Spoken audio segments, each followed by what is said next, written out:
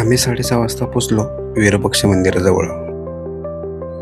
विरूपाक्ष मंदिर हे हंपीचे खास आकर्षण. मंदिर परिसर फिरतो तोवरच सुंदर असा सूर्योदय झाला होता.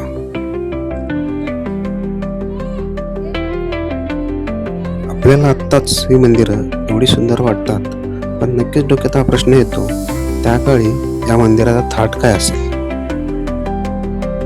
यानंतर आम्ही वळालो मंदिराच्या डाव्या साईडला असलेल्या हेमकूट पर्वताकडे.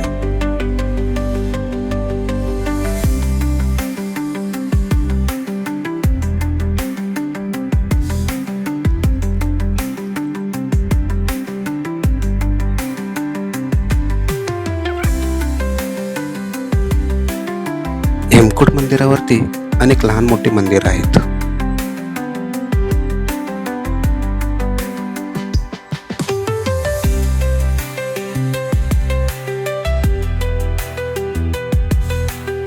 हेमकूट पर्वतावरून 19 मजली असलेले हे गोपूर फारच सुंदर दिसते.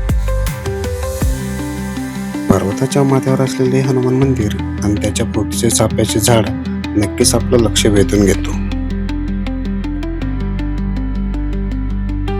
हंपीमधलं अजून एक आकर्षण म्हणजे हंपीमध्ये भेटणारे हे अत्राळी दगड.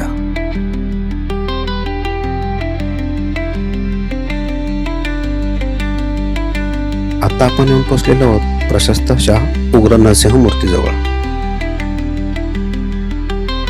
हे आहे बडवी लिंग.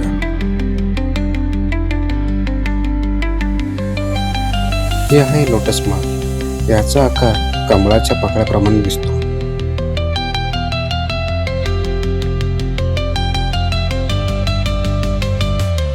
लोटस माळचा उपयोग राजांच्या राणी विश्रांतीसाठी करत असत. इथल्या मंदिरांच्या स्तंभावरती विविध असे नक्षीकाम केलेले असून आपल्याला लक्ष वेधून घेणारे.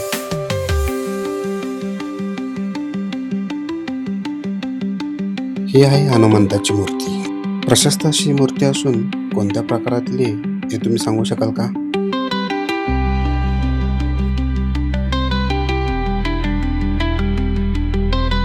खाली दिलेल्या लिंकवरती क्लिक करून तुम्ही त्याचा पूर्ण व्लॉग पाहू शकता.